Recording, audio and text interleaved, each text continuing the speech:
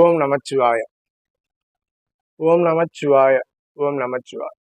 ஜோதிடம் எனும் தெய்வீக கலையை எனக்கு கற்றுத்தந்த எனது முன்னோர்கள், எனது மானசீக குருமார்கள் மற்றும் எனது குருமார்கள் அத்தனை பேரும் திருப்பாதங்களை தொட்டு வணங்கி அவர்கள் ஆசி என்றென்றும் கிடைக்க எல்லாம் வல்ல ஈசனை பிரார்த்தனை செய்து கொள்கிறேன். ஓம் நமச்சிவாய. ஓம் நமச்சிவாய. ஓம் நமச்சிவாய. இன்னைக்கு நாம் இந்த பதிவுல எதை பத்தி சொல்ல போறோம் அப்படின்னா, இன்னைக்கு குழந்தை பிறப்பு அப்படிங்கிறது நிறைய பேரோட வாழ்க்கையில இன்னைக்கு கேள்விக்குறியாக போயிடுச்சு. ஒரு காலத்துல 16 பெற்று பெருவாழ்வாள்னு சொல்லலாம். அன்னைக்கு வந்து பாத்தீங்கன்னாக்கா 16 செல்வங்கள்ன்றது வேற. ஆனா எல்லாரும் நினைச்சிட்டு இருந்தது 16 புள்ள பெற்று தான் பாத்தீங்கன்னாக்கா பெரிய வாழ்வாளன்னு நினைச்சாங்க. அதே போல பாத்தீங்கன்னா அந்த காலத்தில் குழந்தை பிறக்கிறதும் பாத்தீங்கன்னாக்கா ஒருத்தருக்கெல்லாம் பாத்தீங்கன்னாக்கா அந்த குடும்பத்துல 10 பிள்ளைங்க, 15 பிள்ளைங்க, 12 பிள்ளைங்க, 8 பிள்ளைங்க அப்படின்லாம் இருந்தது. 8 குழந்தைகள் வரைக்கும் பாத்தீங்கன்னாக்கா இருந்தது. 11 குழந்தைகள், 12 குழந்தைகள் வரைக்கும் இருந்த காலங்கள்னு ஒண்ணு உண்டு. அப்போ அந்த காலங்கள்லாம் போய் இன்னைக்கு அதுக்கு பிறகு அரசாங்கம் என்ன செஞ்சுன்னு கேட்டீங்கன்னா, குடும்ப நல கட்டுப்பாடுன்றெல்லாம் கொண்டு வந்தது. இது எந்த அளவுக்கு இன்னைக்கு போயிருச்சு பாருங்க. ஒரு வார்த்தை வெல்லும், ஒரு வார்த்தை கொல்லுங்கிறதுக்கு. அடுத்தது அரசு வந்து பாத்தீங்கன்னா நாம் இருவர் நமக்கு இருவர்னு கொண்டு வந்துச்சு.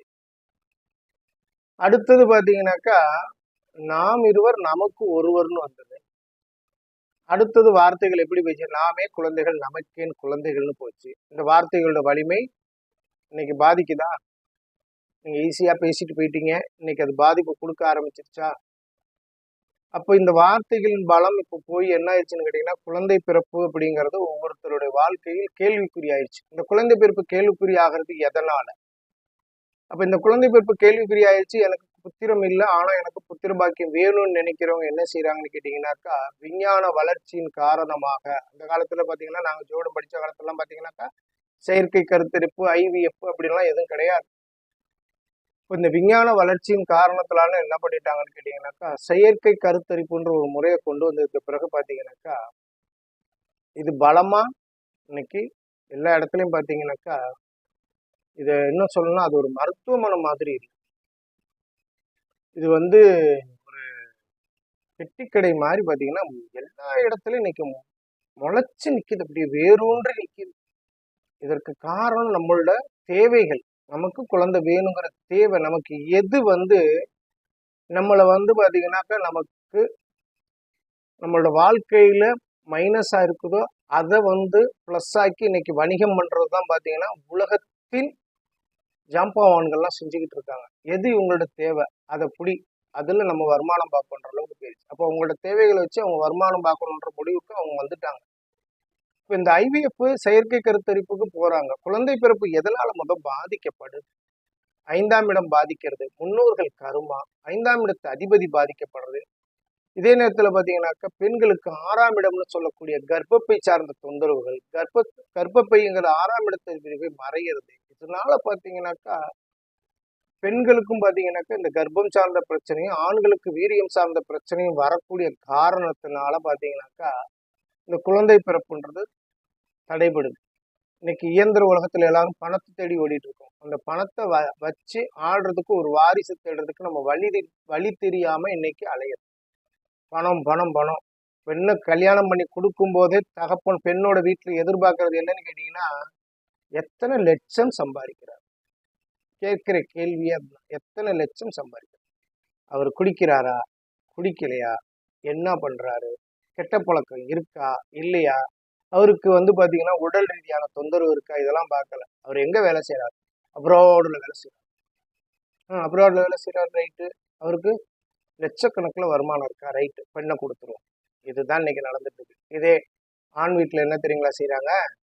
பெண் வீடு வசதியா இருக்கா, நிலம்பலம் சொத்து பத்து இருக்கா, அந்த பெண்ணுக்கு வந்து பாத்தீங்கன்னாக்கா கர்ப்பஸ்தானம்ங்கிறது பாத்தீங்கன்னாக்கா பலம் பொருந்தி இருக்கிறதுனால இப்ப ஜாதகத்துல பாக்குறது நம்ம தான் 10 பொருத்தத்தை டிக் அடிக்கிறோம். டக்கு டக்கு டக்கு டக்குன்னு மகேந்திர பொருத்தம், புத்திர பாக்கியம் அப்படின்னு ஒரு டிக் அடிச்சிடறாங்க. அப்ப அந்த டிக் அடிக்கும் போதே தெரிஞ்சு போயிருது இல்ல அதோட லட்சணம். இப்ப இது முடிஞ்சு போய் என்ன செய்யறாங்கன்னு கேட்டீங்கன்னாக்கா, இவங்க இந்த 10 பொருத்தம் இது மாதிரிலாம் பார்த்து குழந்தை பிறப்பு அது முத்திர பாக்கியம்லாம் இருக்குது, மகேந்திர பொருத்தம் 23வது நட்சத்திரம் அப்படிலாம் போட்டு எல்லாம் செஞ்சு போறாங்க. இதனால ஒண்ணு இங்க ஒண்ணு நடக்க போறல. அப்படி இருக்கும்போது ஏன் புத்திர பாக்கியத்துக்கு போய் செயற்கை கருத்துக்கு போறாங்க, ஐவிஎஃப்க்கு ஏன் போறாங்க? அப்ப 5ஆம் இடம் பாதிக்கிறதும், முன்னோர்களுடைய கர்மா இருக்கிறதும், துர்மரண கர்மா இருக்கிறது, இது எல்லாமே பாத்தீங்கன்னா வாழ்க்கையில் வந்து அவங்களோட அடுத்த வாரிசு வரவிடாமல் பாத்தீங்கன்னாக்கா தடுக்கிறதுக்கான வாய்ப்புகள் இருக்குதுன்றது நம்ம சொல்றோம். இன்னைக்குதான் பணம் இருக்கும்போது பாவச் செயல்கள் தான் அதிகம் செஞ்சுட்டு இருக்காங்க. பணம் இருப்பதில் பாவச் செயல்கள் செய்யும்போது பாத்தீங்கன்னா அது பாதிப்பை கொடுக்குது. அப்படிங்கிறப்போ அதுதான் இங்க ஒரு பெரிய தொந்தரவா இருக்கு. இப்ப 5ஆம் இடம் பாதிக்கப்பட்டதுனால புத்திர பாக்கியம் போயிருச்சுன்றது இன்னைக்கு தெரிஞ்சிருச்சு. 5ஆம் இடத்து அதிபதியும் பாதிக்கப்படுறாருங்கிறப்ப அது தெரியுது. அப்ப அதுக்கு என்னதான் தீர்வு அப்படின்றப்ப பாத்தீங்கன்னா, ஒருத்தவங்களுக்கு அந்த புத்திர ஸ்தானத்துக்கு செயற்கை கருத்திருப்புக்கு நாங்க போய் குழந்தை பெற்றுக்கணும் ஒருத்தர் முடிவு எடுத்துட்டாங்க. இன்னைக்கு அதான் முடிவு, அதிக பேரும் வராங்க. அதுக்கும் நம்ம ஒரு சில விளக்கம் சொல்றோம். அந்த நிலைக்கு வந்துட்டாங்கன்னா அந்த செயற்கை கருத்திருப்புக்கு போறவங்களும் பாத்தீங்கன்னா இவங்க எதுவுமே கிடையாது, நேரா மருத்துவர்கிட்ட போறாங்க. செயற்கை கருத்து அதுக்கு பாத்தீங்கன்னா லட்சக்கணக்கில் அவங்க பணம் கட்டுறாங்க.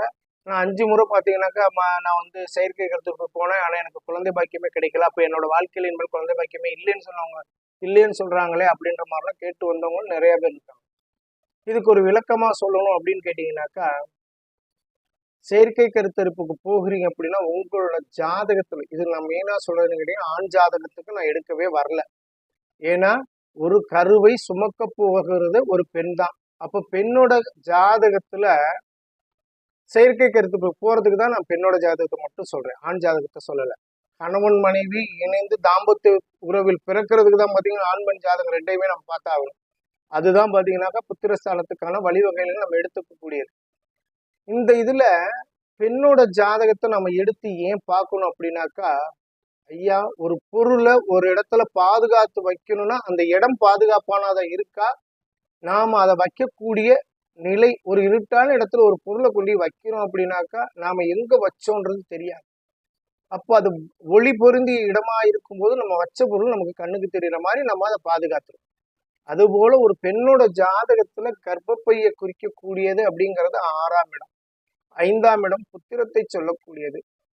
இதுல ஒரு உதாரணம், ஒரு ஜாதகம் சொல்றேன். எனக்கு திருநெல்வேலியில இருந்து வந்த ஜாதகம் இங்க வச்சுட்டு தான் பேசிட்டு இருக்கேன். திருநெல்வேலியில இருந்து வந்த ஜாதகம் அது.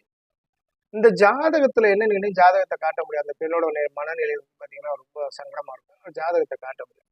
இந்த பெண்ணோட இதுக்கு என்னன்னு கேட்டீங்கன்னாக்கா, லக்னத்துக்கு 6ஆம் இடத்து அதிபதினு சொல்லக்கூடியவர் பாத்தீங்கன்னாக்கா சந்திர பகவான்.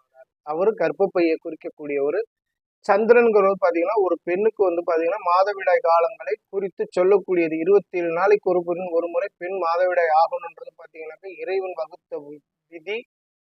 அதனாலதான் பாத்தீங்கன்னா 27 நட்சத்திரங்கள் வந்து அந்த 27 நட்சத்திரங்கள் கடக்கும் போதே பாத்தீங்கன்னாக்கா அடுத்தாப்புல ஒரு பெண் மாதவிடாய் ஆகுறாங்க. அப்ப அந்த சந்திரனை வச்சுதான் நம்ம அதை வந்து பாத்தீங்கன்னாக்கா எடுக்கிறோம். சந்திரன் ஒவ்வொரு நட்சத்திர சாரத்தின் பயணிக்கிற காலத்தை வச்சு, அதே நேரத்துல பாத்தீங்கன்னாக்கா இந்த சந்திரன் ஆகப்பட்டவர் பாத்தீங்கன்னாக்கா தான் ஒரு பெண்ணுக்கு வந்து கர்ப்பத்தை வந்து சொல்லக்கூடியவர். அந்த சந்திரன் என்னன்னு கேட்டீங்கன்னாக்கா இந்த ஜாதகருக்கு லக்னத்துக்கு 6ஆம் இடத்து அதிபதியாக வராரு. அந்த சந்திரன் லக்னத்துக்கு பாத்தீங்கன்னாக்கா 8ல போய் மறைகிறார். அப்போ இந்த பெண்ணுக்கு என்னன்னு கேட்டீங்கன்னாக்கா லக்னத்துக்கு 5ஆம் இடத்துல பாத்தீங்கன்னாக்கா பலம் பொருந்திய கிரகமாவே இருக்குதுங்க. 5ஆம் இடத்து அதிபதி லக்னத்துக்கு 5ஆம் இடத்து அதிபதி 4ஆம் இடம். அதாவது நான் சொல்லும் போதே பாத்துக்கோங்க, கும்ப லக்னத்துக்கு 5ஆம் இடத்து அதிபதியும் கும்ப லக்னத்துக்கு 4ஆம் இடத்து அதிபதியும் பரிவர்த்தனை. அப்போ பரிவர்த்தனை பெறும்போதே பாத்தீங்கன்னா அந்தந்த இடத்துல அந்தந்த கிரகங்கள் ஆட்சி பெறுதுன்னு தானே அர்த்தம். அப்ப அது கெடுதல் தரக்கூடாதுல்ல. அப்ப உங்களுக்கு புத்திரத்தை கொடுத்துருக்கணும்ல, ஏன் கொடுக்கல? நான் அந்த ஜாதகத்தை ஆய்வு பண்ணிட்டு நான் சொல்றேன். உங்களோட ஜாதகத்துல புத்திரஸ்தானத்துக்கு குறை இல்லை, புத்திர பாக்கியம் இருக்கும். ஆனால் உங்களுக்கு கர்ப்பப்பை சார்ந்த தொந்தரவு இருக்கும், மாதவிடாய் காலத்தில் தொந்தரவு இருக்கும், வெள்ளைப்படுதல் போன்ற தொந்தரவு வரும் அப்படின்னு நம்ம சொல்றோம். அப்போ அவங்கள்ட்ட நம்ம கேட்குறோம் அதை பத்தி. அப்ப அந்த ஜாதகத்துல என்னன்னு கேட்டீங்கன்னாக்கா செவ்வாய் சனியுடன் சேர்ந்திருக்கார். செவ்வாய் பகவான் சனி பகவானுடன் சேர்ந்திருக்காரு. அப்ப பாத்தீங்கன்னாக்கா இரத்தக்காரகன் சொல்லக்கூடிய செவ்வாய் பகவான் இந்த ஜாதகத்துக்கு பாத்தீங்கன்னா லக்னத்துக்கு 3-10 அதிபதியா வரக்கூடியவர் பாத்தீங்கன்னாக்கா சனி பகவானுடன் சேர்ந்திருக்காரு. அது எந்த இடம்னு சொல்ல வேணாம், ஏன்னா இது அவங்க ஜாதகம்னு அவங்க கடைசியில பாத்தீங்கன்னா அது முடிவு பண்ணிடக்கூடாதுன்றதுக்காக நம்ம அதை சொல்லலை. அப்ப இந்த சனி பகவானுடன் சேர்ந்திருக்கும் போது பாத்தீங்கன்னாக்கா அது மாதவிடாய்க்கு தொந்தரவு கொடுக்குது இந்த பொண்ணுக்கு. மாதவிடாய்க்கும் தொந்தரவு கொடுக்குது. ஆனா 6ஆம் இடத்ததிபதி சந்திரனே பாத்தீங்கன்னாக்கா 8ல போய் மறைகிறாரு. அவர் மறைகிறாருங்கிறப்ப பாத்தீங்கன்னா நம்ம ஜாதகத்தை பார்த்துட்டு புத்திரஸ்தானம்லாம் நல்லா இருக்கு, உங்களுக்கு கர்ப்பப்பை சார்ந்த தொந்தரவு இருக்குது அப்படின்ற அந்த பொண்ணு மறுத்துட்டா. அதெல்லாம் எனக்கு எந்தவித தொந்தரவும் கிடையாது, எனக்கு நல்ல மாதவிடாய் ஆகிட்டு தான் இருக்கு, மாதாமாதம் சரியா. அதே நேரத்துல எனக்கு வெள்ளைப்படுதல்ன்றது சிறிதளவு தான் இருந்தது, சரியா போயிட்டது. இப்ப திருப்பி பாத்தீங்கன்னாக்கா எனக்கு கர்ப்பப்பை சார்ந்த பிரச்சனை எல்லாம் இல்லைன்னு சொல்லி மறுத்துட்டாங்க. அப்ப மறுத்ததற்கான காரணம் என்னங்கும் போது பாத்தீங்கன்னா அவங்கள்ட்ட தொலைபேசியில தான் பேசுறாங்க. திருநெல்வேலியில இருந்து தொலைபேசியில பேசும்போது நம்ம சொல்றோம் அவங்கள்ட்ட, இல்ல அது மாதிரி இருக்கிறதுக்கான வாய்ப்பு இல்லை தாய், எதுக்கு நீங்க போய் மருத்துவர் ஒரு முறை போய் பரிசோதனை பண்ணிக்கோங்கன்னு சொல்றோம். அப்ப அவங்க அதை வந்து ஏத்துக்கல. ஆனா அதன் பிறகு அவங்க ஏன் இதை வந்து மறுக்கிறாங்கன்றது நமக்கு வந்து பாத்தீங்கன்னா தெரியுது. அப்போ அவங்களோட ஜாதகத்துல பாருங்க, லக்னத்துக்கு 2ஆம் இடத்தோடு லக்னாதிபதி தொடர்பு கொள்றார் சனி பகவான். அவங்க நமக்கு அப்ப ஜாதகத்துல பார்த்தா நமக்கு புரிஞ்சு போச்சு, 2ஆம் அதிபதியோடு சனி பகவான் தொடர்பு கொள்றார். லக்னத்துக்கு 2ஆம் அதிபதியோடு சனி பகவான் தொடர்பு கொள்றார் அப்படிங்கிறப்ப நமக்கு தெரியுது சனி பகவான்றவர் ஒரு நீதிபதியானவர். அதே நேரத்துல குரு பகவான்றது வாக்குஸ்தானாதிபதி. 2ஆம் இடம் போன்ற வாக்குஸ்தானத்தை சனியும் குருவுமே தொடர்பு கொள்றாங்க. அப்படிங்கிறப்போ நாம இங்க ஏதோ ஒரு நல்லதுக்காக ஒரு பொய் சொல்றாங்க நம்மள்ட்ட, அந்த ஜாதகத்துல எனக்கு தெரிஞ்சுட்டு, ஏதோ ஒரு நன்மைக்காக பொய் சொல்றாங்க. அப்ப அந்த நன்மைக்காக பொய் சொல்றாங்க போது அது அந்த 2ஆம் இடத்ததிபதிகள் 7ஆம் இடத்தோடையும் தொடர்பு கொள்ளுது. அப்படிங்கிறப்ப பாத்தீங்கன்னாக்கா தனது வாழ்க்கையில ஒரு பிரச்சனை வந்துடும் அப்படிங்கிறதுக்காக அதாவது அவங்கள்ட்ட ஒரு தொந்தரவு இருக்கிறத காட்டும் போது வாழ்க்கையில பிரச்சனை வந்துடும்ன்றதுக்காக அவங்க ஒரு நன்மைக்காக பொய் சொல்றாங்கன்றது நமக்கு தெரிஞ்சிருச்சு. நான் அவங்கள்ட்ட அது நம்ம நேரடியா சொல்ல முடியாது, அவங்கள்ட்ட சொல்றேன், இல்லம்மா நீங்க ஏதோ ஒண்ணு மறைக்கிறீங்க, பரவாயில்ல, அதனால ஒண்ணும் கிடையாது, உங்களுக்கு குழந்தை பிறப்பு உண்டு, அவ்வளவுதான் அப்படின்னு சொல்லிட்டு நாம அவங்களோட ஜாதகத்தை வந்து பாத்தீங்கன்னாக்கா மற்ற சில காரணங்கள்லாம் சொல்லிட்டு நாம அவங்கள்ட்ட முடிவு பண்ணிட்டோம். சரியாக இந்த ஜாதகம் பார்த்து 3 நாட்கள் தான் ஆகுது. அந்த பெண் திருப்பி பாத்தீங்கன்னா மறுநாள் எனக்கு போன் போட்டு என்கிட்ட பேசுறாங்க, அழுத கண்ணீரோடு. என்ன அப்படின்னு கேட்குறோம், ஏமா நேற்று தான் பார்த்துட்டீங்களே திருப்பி போன் போட்டிருக்கீங்களே அப்படிங்கிறேன். ஐயா நான் உங்கள்கிட்ட ஒரு விஷயத்த பொய் சொல்லிட்டேன், மறைச்சிட்டேன், என்னைய மன்னிக்கணும். நான் எப்படிமா மன்னிக்க முடியும், எல்லாம் இல்லை ஈசன்னா யாருக்குமே மன்னிக்கிறதும் கருணை காட்டுறதும் அவரோடது, நான் மன்னிக்கிறதுக்கு நான் வந்து கடவுள்களும் உங்களை போல பார்த்தீங்கன்னா நானும் சாப்பிட்றேன், ஜலம் மலம் கழிக்கக்கூடிய சாதாரண மனிதர் தான். அதனால பார்த்தீங்கன்னாக்கா என்னையால வந்து மன்னிக்கணுன்ற வார்த்தை என்கிட்ட பயன்படுத்தாதீங்க தாய், தப்பு, எனக்கு அது பாவமாகும்னு சொல்லிட்டேன்.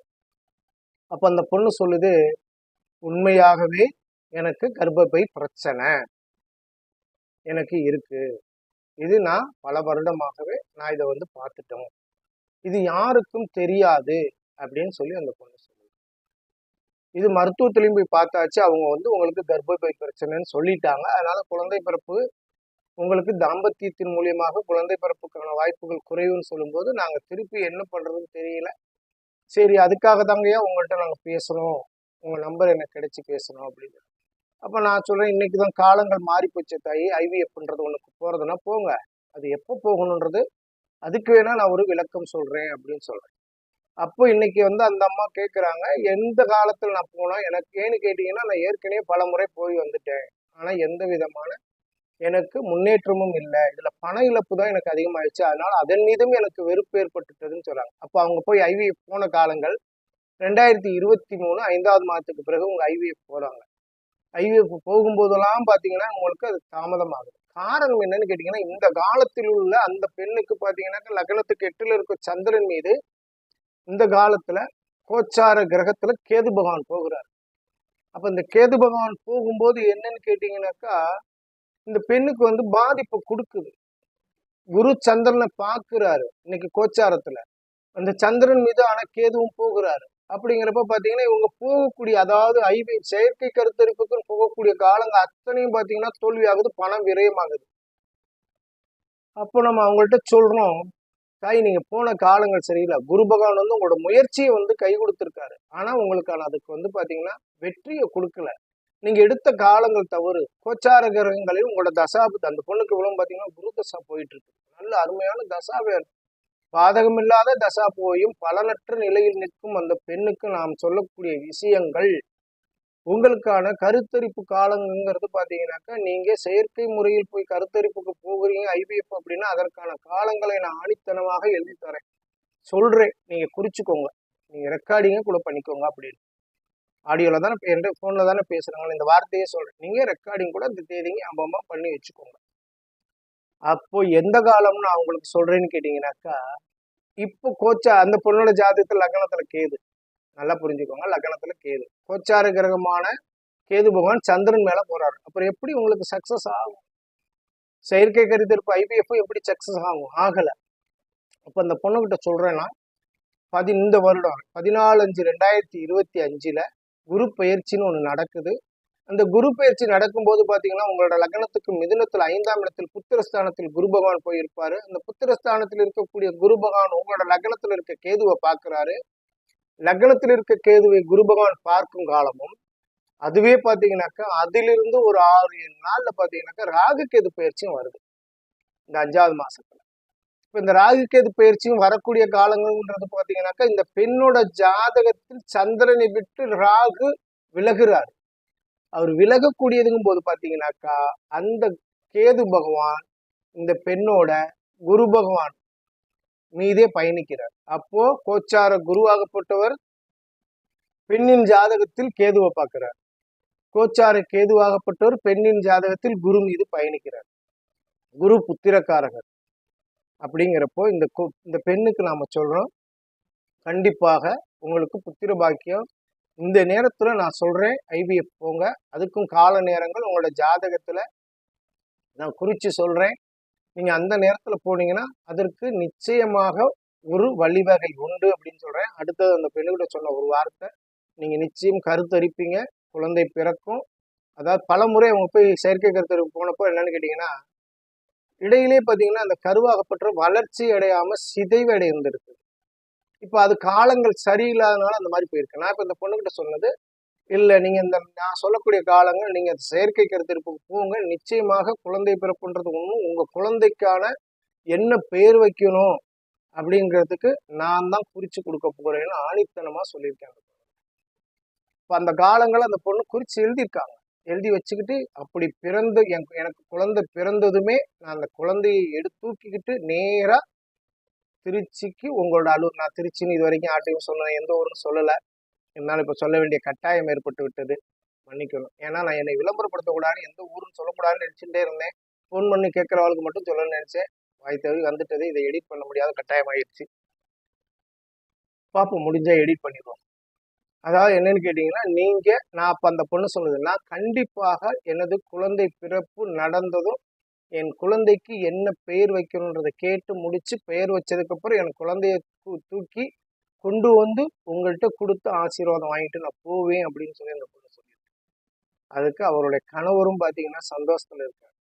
அப்ப அந்த குழந்தை, அதாவது எத்தனை செல்வங்கள் இருந்தாலும் சரி, பணம் பணம் பணம் பணம் பின்னாடி ஓடுறதை விட இன்னைக்கு நமக்கு அடுத்து நம்மளோட தலைமுறைக்கு நாம என்ன தேடி வைக்கிறோம்னாக்கா நம்மளோட குழந்தைகள் நம்ம வந்து தேடி வைக்கணும் ஃபர்ஸ்ட். அது இல்லாம இன்னைக்கு எல்லாருமே பாத்தீங்கன்னாக்கா எல்லா மக்களும் பெற்றோர்களும் என்னன்னு கேட்டீங்கன்னாக்கா வருமானம் அதிகம் இருக்கா.